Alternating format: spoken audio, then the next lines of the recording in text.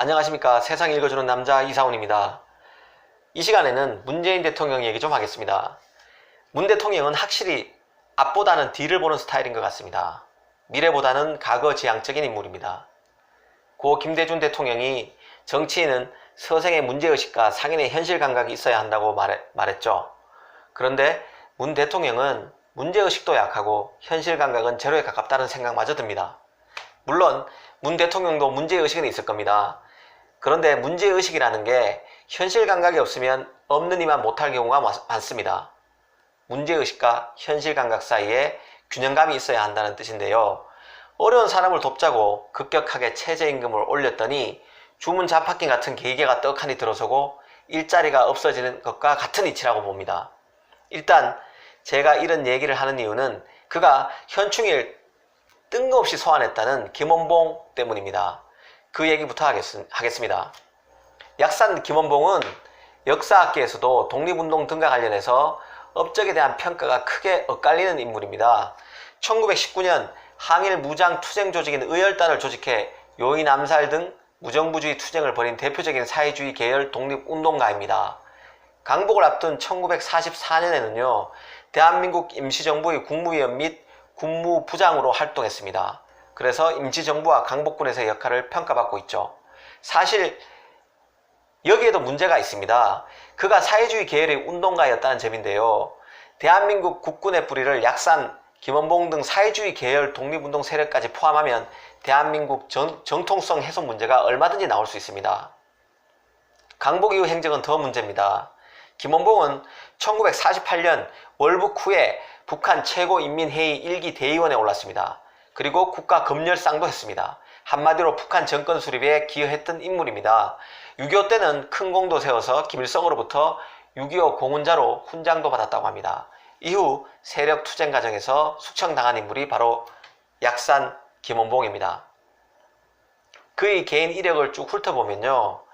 대통령이라도 개인적으로, 인간적으로 그의 풍묘를 존경할 수는 있어 보입니다. 하지만 대통령이란 감투를 쓰고 그리고 공개적인 자리에서 공식 석상에서 김원봉을 얘기할 그런 스타일의 인물은 절대 아닌 것으로 보입니다. 그렇게 떠받들 인물은 절대 아닌 거죠. 공개 석상에서 말이죠. 문 대통령은 현충일 추념사에서 애국은 보수와 진보가 다르지 않으며 이제는 체제 경쟁이 끝난 만큼 김원봉 같은 자도 끌어안아야 한다고 말했습니다. 통합이란 대의명분을 걸고 전쟁터에서 사나운 자들을 추모하는 자리에서 원수를 품에 안자고 말하는 셈인데요. 그의 이런 모습에서 사실 담대한 리더의 모습이 보이는 분이 계신지 모르겠습니다. 하지만 저는 균열과 갈등을 조장하려는 정치공학에 찌든 일개 정치인이 보일 뿐입니다. 제가 문 대통령의 진심을 제대로 이해 못해서 진심을 오해해서 하는 얘기일 수도 있겠지만 제가 보기에는 그렇습니다. 정말 통합을 원한다면 현충일 추념사에서 이런 식으로 김원봉을 끌고 와서 우리가 북한을 끌어안자는 식의 얘기를 할 수는 없을 거라고 저는 생각합니다. 특히 문 대통령은 연평해전 전사도 유가족들과도 식사를 같이 했는데요. 그 식사 자리에는 문 대통령과 김정은 북한 국무위원장이 손을 맞잡은 사진이 담긴 책자가 놓여 있었다고 합니다. 그래서 한 일간지에 그 당시 자리에 있었던 유가족이 그 얼굴이 보기 싫어서, 김정은의 얼굴이 보기 싫어서 책자를 덮었다고 얘기하더라고요. 적어도 북한을 도와주려면 북한이 우리에게 했었던 도발 행위에 대해서 진심 어린 사과를 요구하는 것 정도는 해줄 수 있지 않느냐는 게 그 유가족의 생각이었던 것 같습니다. 사실 유가족들과 식사 자리에서 자기 자식을 사실상 죽게 만든 그 북한의 수객격인 김정은의 사진이 담긴 책자를 올려놓은 것은 사실은 인간적 도리가 아니죠. 문 대통령은 이런 행위 자체도 애국에 대한 통합적 관점으로 봐달라고 했다는데 이거는 너무 나간 얘기라고 생각됩니다. 국민 통합, 사회 통합이 안 되고 있다는 그의 문제의식이 맞다 해도 사실 그건 대통령의 책임이 더 크다고 볼 수 있죠. 현충일 추념사가 이를 증명한다고 생각합니다.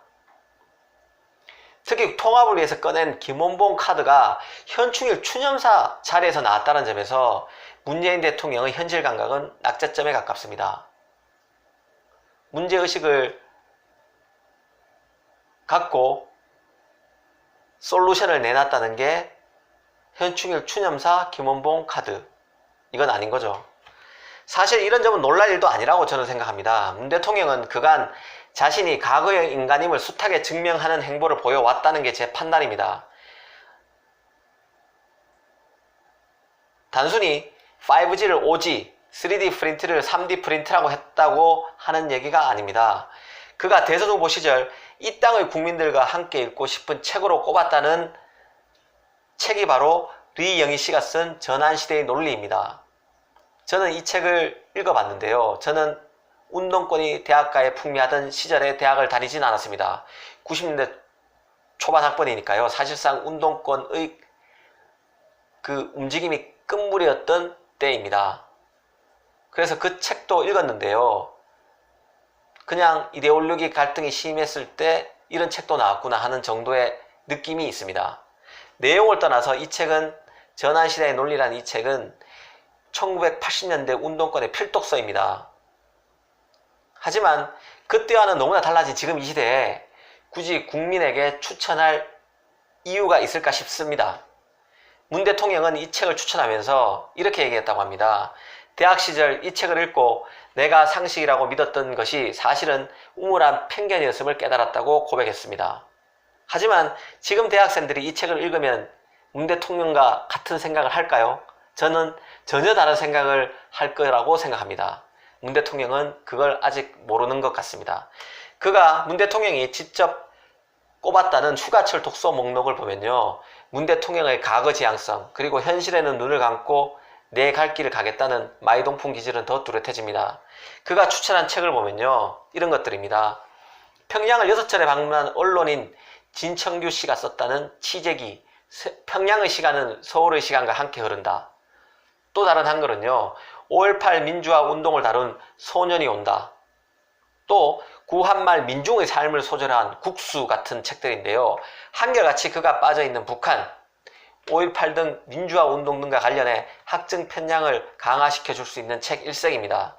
4차 혁명 시기, 그래서 우리 기업들이 어렵다는 이 시기, 우리 국민들이 어렵다는 이 시기, 또 미중 무역 분쟁으로 대변되는 탈세계화, 보호무역주의 흐름 속에서 세계의 질서가 새로 재편되는 이 중차대한 시기에 국민에게 추천할 성격의 책은 더더욱 아니라고 생각합니다. 필자는 사실 이런 책 목록에서 일찌감치 문 대통령의 마이동풍 기질을 느꼈습니다.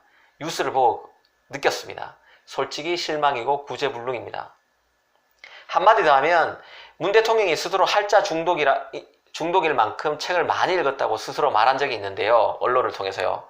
사실 저는 이 말을 개인적으로 믿기 어렵습니다. 공언한 대로 그가 진짜로 다양한 분야의 책을 많이 두루 읽었다면 지금의 문 대통령처럼 외골수에 균형감이 없을 리 만무합니다. 저는 그렇게 생각합니다.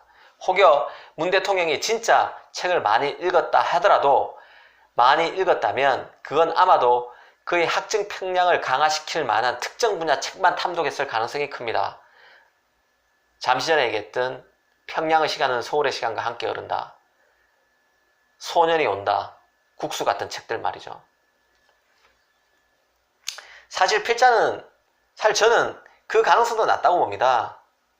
독서가 진짜 많았다면 대화 등에서 지적 풍모가 어떤 식으로든 배어 나오게 되어 있습니다. 하지만 문 대통령은 대통령 취임 후 기자 간담회에서나 아니면 다른 정상들과의 만남, 그 이전에는 대선 후보들과의 대선 토론회 등에서 그런 모습을 보여주지 못했습니다. 좌파우파를 떠나 문 대통령의 지지를 떠나 지지 여부를 떠나서 지금까지 문 대통령의 모습을 보면 지적이지 못하고 한쪽으로 쏠렸고 과거에 너무 집착하고 통합보다는 분열을 부추기는 그런 대통령입니다. 이게 바로 지금까지 드러난 문 대통령의 모습 같습니다. 이번 시간에는 문 대통령의 캐릭터와 김원봉 소환에 대해서 한번 말씀드렸습니다. 감사합니다.